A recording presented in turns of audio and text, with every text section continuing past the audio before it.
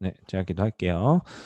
사랑과 은혜가 충만하신 하나님 아버지, 오늘도 하나님의 말씀을 듣기 위하여서 이 자리에 모인 우리 청소년들과 목자님들을 하나님께서 선히 인도하여 주시기를 간절히 소망합니다.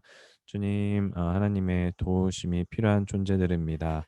저희가 저의 의지만으로는 계속해서 이 공부를 이어가기가 쉽지 않습니다. 그래서 하나님께서 주시는 기쁨과 또 그 깨달음이 필요합니다.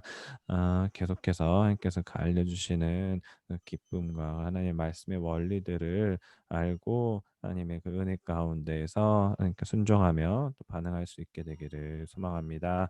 오늘도 선히 인도해 주실 예수 그리스도의 이름으로 기도드렸습니다. 아멘. 아멘. 네, 오늘은 자, 요거 공유. 어, 자, 화면 보이시죠? 기도하는 동안 두 분이 더 들어오셨네요. 자, 화면 잘 보이시나요?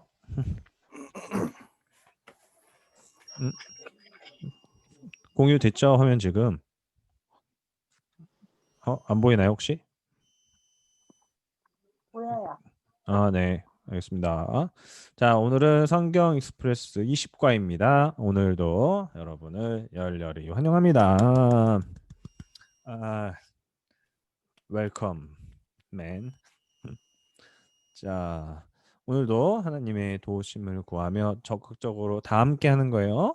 그래서 함께 공부하는 시간 가질게요. 오늘도 마지막에 질문하는 시간이 있습니다. 질문하는 분에게는 항상 이 시간을 풍성하게 해준 것에 대한 고마움의 표시로 선물이 있는 걸 알고 계시죠?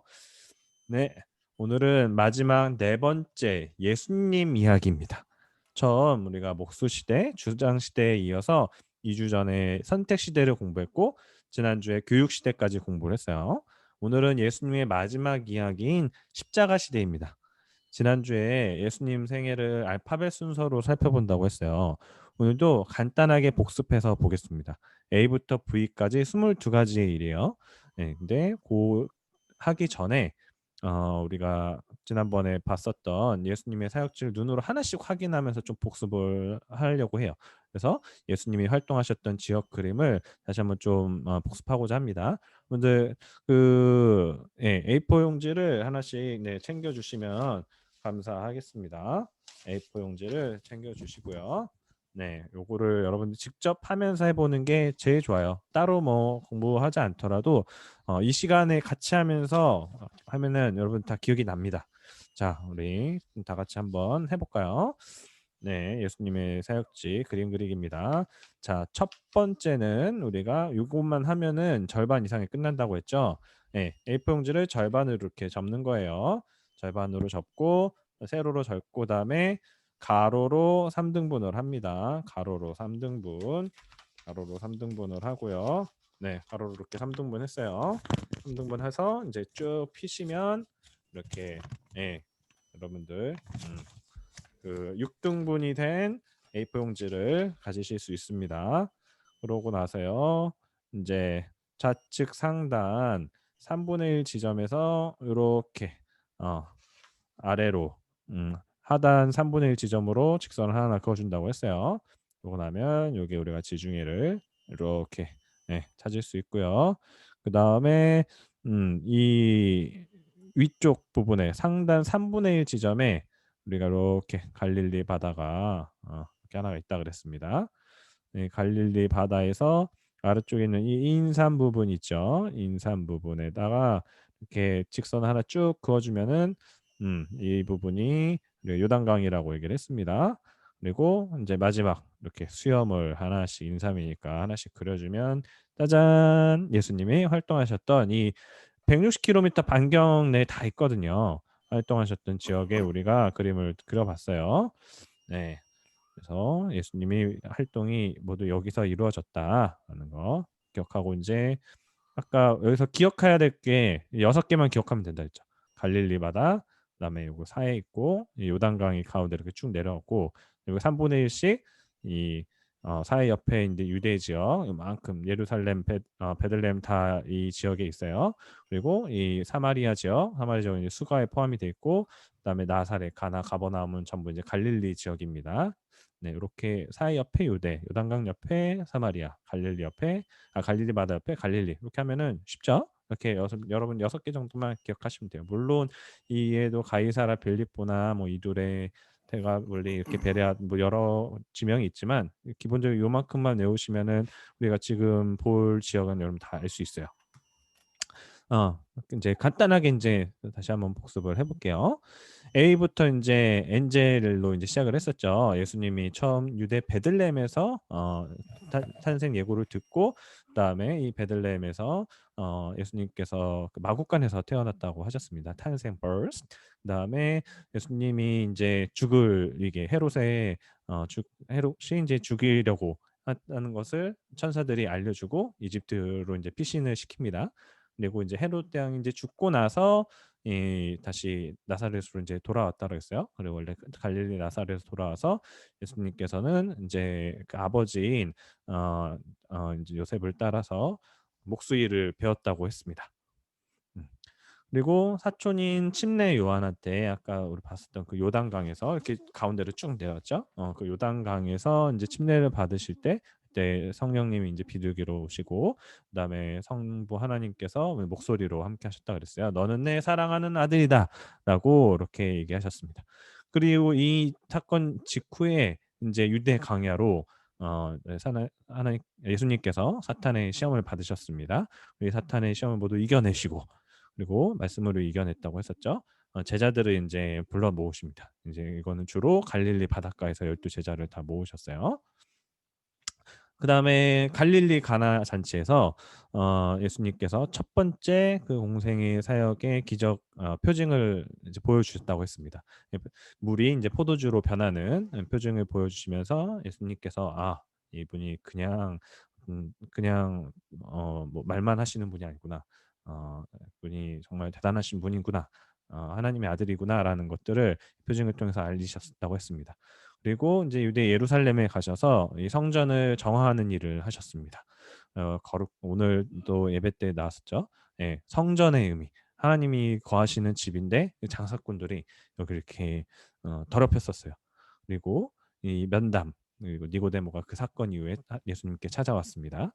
그리고 이 유대 지역이었으니까 다시 이제 갈릴리 지역으로 올라가시면서 일부러 사마리아 수가 지역에 들리셨다고 했어요. 오늘 또 예배 중에서 설교 때 이제 이야기가 있었죠. 그래서 이 사마리아 여인을 만나시고, 그리고 복음을 또 전하셨습니다. 다음은 이제 지난주 선택시대 이제 친척이라 그랬어요. 그래서 갈릴리 나사렛 지역에서 예수님께서 주로 이제 활동을 하시는데 그 친척들이 예수님을 배척을 했다 그랬죠. 그리고 갈릴리에서 대부분의 사역을 진행하시고, 그다음에 갈릴리 가버나움에서 그 유명한 산상수훈 설교를 전했다고 했습니다. 그리고 또 갈릴리 지역에서 많은 기적들을 여기서 주로 행하셨습니다.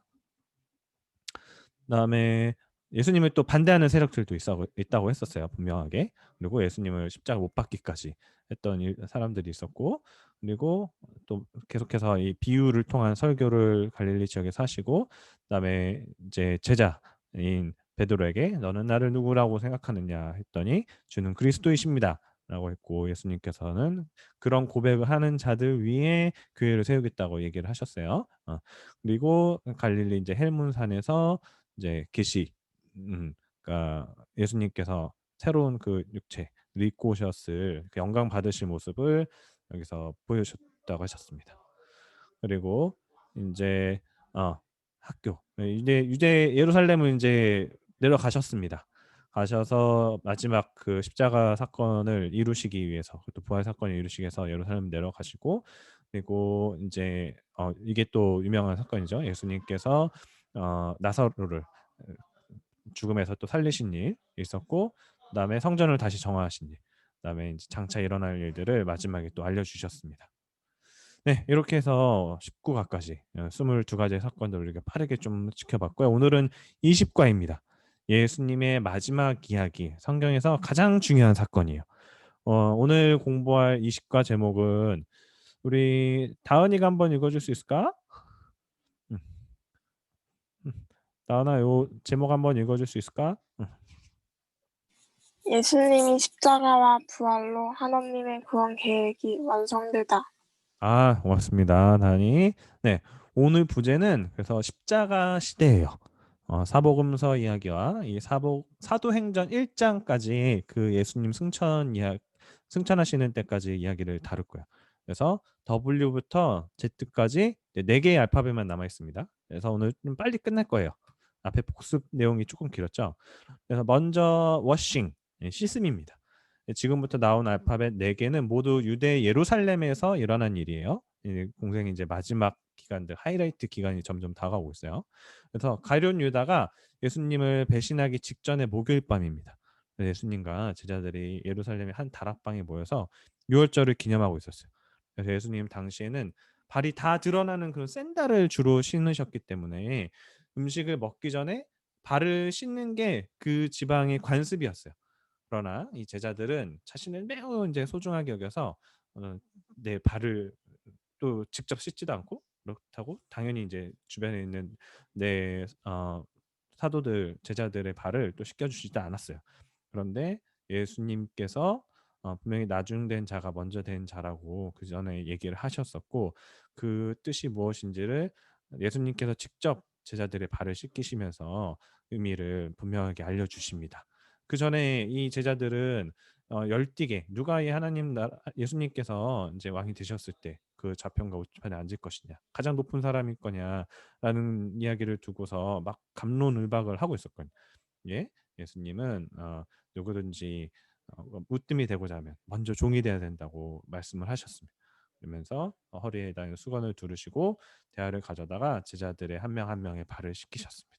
종의 모습의 본을 먼저 보이신 거예요. 이것은 다음 날에 그들 위해 친히 목숨으로 내어줌으로써 자발적으로 이제 담당하실 종의 역할을 미리 보여주신 거예요.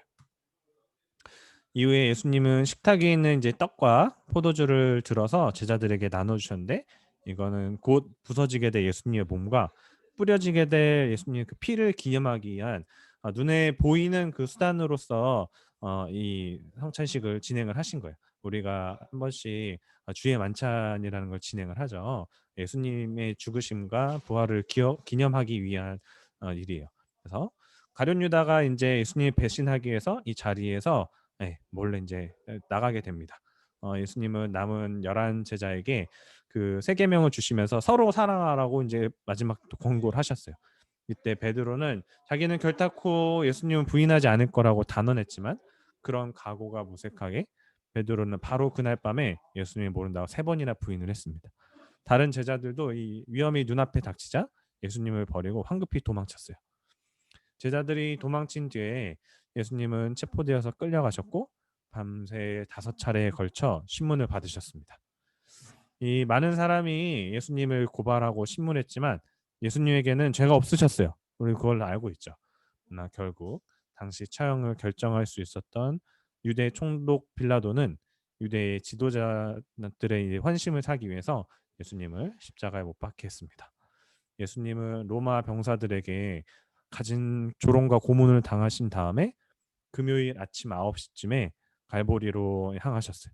그리고 어, 예루살렘 외곽 언덕에서 다른 죄수들과 함께 2명의 강도와 함께 십자가에 못 박히셨습니다. 십자가에 예수님 양쪽으로 못 박혀 죽었던 그 2명의 강도 중 한 사람이 예수님을 구주로 영접을 또 하기도 했어요. 이때. 이제 여기서 우리가 8번을 보면 앞에 이 7번까지는 앞에서 얘기를 했고요. 8번을 보면 예수님의 영혼이 육신을 떠나자 성전의 성소와 지성소를 구분하던 휘장이 위에서부터 아래로 이렇게 찢어진다고 얘기가 나옵니다. 이는 무슨 뜻이냐면 이게 오늘 함께 이렇게 설교 전했었던 이야기하고도 같이 연관이 되는데요. 이전에는 하나님께 우리가 직접 예배를 드리지 못했어요. 무조건 그 제사장이 중간에 필요했습니다. 우리가 하나님 앞에 직접 나갈 수가 없었어요. 그런데 이 사건은 성소의 성막이 찢어졌다는 것은 휘장이 찢어졌다는 것은 우리가 이제 제사장이 없이도 하나님께 직접 기도를 드리고 하나님께 직접 예배를 드릴 수 있게 됐다라는 거예요. 그래서 이 예수님 십자가 사건 이후에는 더 이상 그 제사장이 필요하지 않았습니다. 예수님의 죽음은 이 보통 사람들의 죽음과는 전혀 다른 매우 특별한 죽음이었어요. 먼저 예수님은 자발적으로 죽으신 겁니다. 죽음의 원인은 죄인데 예수님은 그런 죄가 없으셨거든요. 예수님은 이 십자가에 죽으실 이유가 전혀 없었어요. 근데 예수님의 죽음은 또 다른 사람들을 위한 대속의 죽음이었어요. 그 대속이 무슨 이야기냐면 예수님께서는 죽으실 이유가 없었는데도 다른 사람들 지금 이 자리에 있는 나를 포함해서 예수님이 흘리신 순결한 생명의 보혈이 모든 시대, 모든 인간의 그 죄값을 치르셨다는 거예요. 그리고 그 죄값은 모든 인류의 죄를 치르기에 죄값을 치르게 충분했다는 말입니다. 그러나 이 말이 그 어떤 예수님이 피 흘리심의 공로가 그냥 자동적으로 우리한테 적용된다는 의미는 아니에요. 하나님께서 베푸신 이 선물을 받겠다고 우리가 믿음으로 선택해야 할 필요가 있어요. 그래서 예수님의 숨이 끊어진 것을 확인한 로마 군인들은 요셉이라는 사람에게 시신을 내주어서 장사를 지내게 했습니다. 네, 거의 이제 클라이막스 갑니다. 요셉은 그 자신이 가진 무덤에 예수님 안장을 하고 예수님 안장을 했는데 이 예수님께서 그 이전에 항상 내가 부활할 것이다, 부활할 것이다라고 7차례나 얘기를 하셨거든요. 근데 제자들은 그걸 기억을 못했어요. 그런데 이 대제사장들과 바리새인들은 그 예수님께서 살아 계셨을 때 하셨던 그 말씀을 기억하고 무덤 앞을 커다란 돌로 막고 그다음에 또 병사들을 두어서 이 무덤을 지키겠습니다. 그러나 예수님께서는 부활하시겠다고 약속하신 그대로 무덤에서 살아나셨어요. 이 부활은 예수님께서 하나님이라는 사실을 입증하는 가장 강력한 증거입니다. 이전에도 죽은 사람을 다른 사람을 살렸던 예언자들은 있었지만 예수님이 죽음에서 살아난 어, 자신이 직접 죽음에서 살아난 사람은 아무도 없었어요. 지금까지도 예수님을 제외하고는 없습니다. 여러분들이 아는 사람 있나요? 죽음에서 다시 살아난 사람? 그러니까 뇌사 상태에서 빠져가지고 다시 회복한 사람들은 간혹 있죠. 그런데 그 사람도 결국에는 나이가 들었을 땐 다시 죽었어요. 근데 부활하신 예수님께서는 40일 동안 이 땅에 계시면서 9차례 동안 500명이 넘은 사람들에게 모습을 나타내셨고 나중에는 하늘로 이제 승천하셨습니다. 여기 마지막에 지온 또는 자이온이라고도 하는데 이 시온이 뭐냐면 시온은 예루살렘 옆에 있는 시온산에 세워진 그 예루살렘의 다른 이름이에요. 예수님은 예루살렘 동쪽에 있는 감람산에서 승천하실 때 제자들 앞에서 하늘로 올라간 것처럼 다시 올 것이라고 약속을 하셨습니다.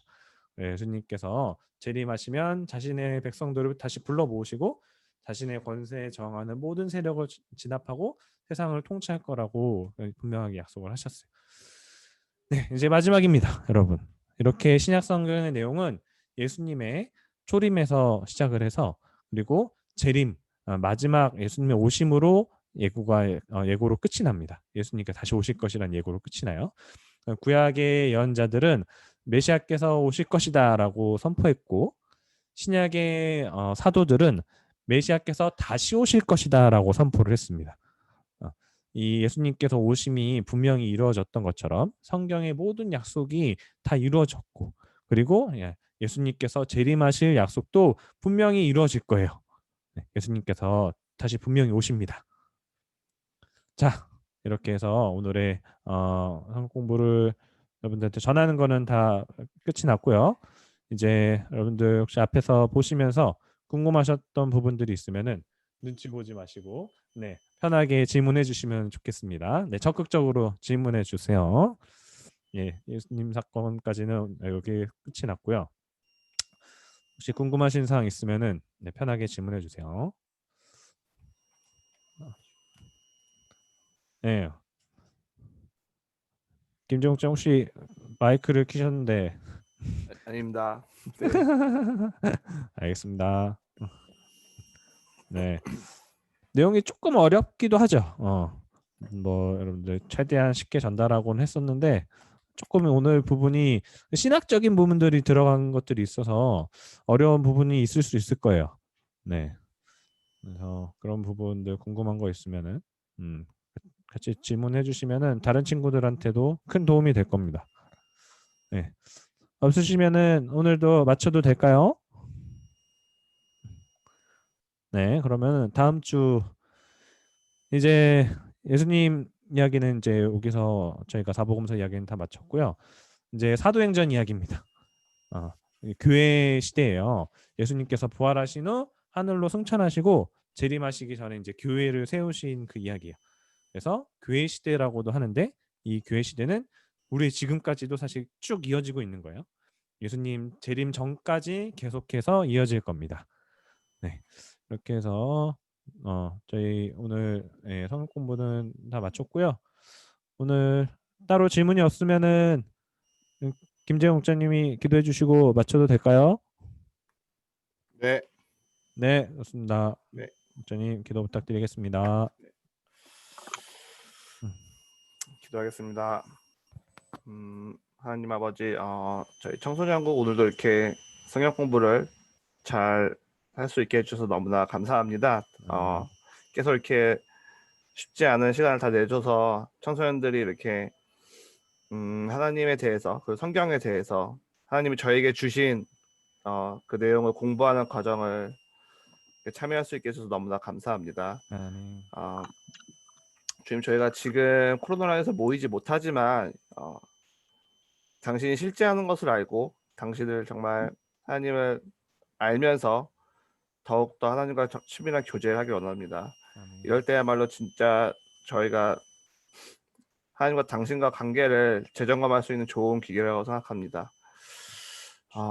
다들 힘들겠지만 주님이 항상 함께 하셔서 저희가 항상 주님과 관계하고 주님을 더 알아가는 그런 목사님 청소년국 그리고 저희 목자님들 되게 도와주세요. 감사드리며 이 모든 말씀 예수님 이름으로 기도드렸습니다. 아멘. 네, 감사합니다, 여러분. 수고하셨고 저희 다음 주에 또 다시 뵙도록 하겠습니다. 수고했어요. 안녕히 계세요. 승우 안녕. 신 목자님도 바이바이. 민서도 왔었구나. 민서도 안녕. 다은이도 안녕. 승우가 키가 많이 컸던데 맞나요? 네, 승우 많이 컸죠. 네. 많이 컸어요. 저도 깜짝 놀랐어요. 깜짝 놀랐습니다. 네. 쑥쑥 크고 있습니다 지금. 형소 목사님하고 비슷한 것 같아서 키가 네, 그 영상상으로는 그래서 약간 당황했었는데 네, 저보다 커야죠. 저보다 지금 작으면 큰일 납니다 지금. 네, 알겠습니다. 감사합니다. 네, 수고하셨습니다. 얌얌. 안녕.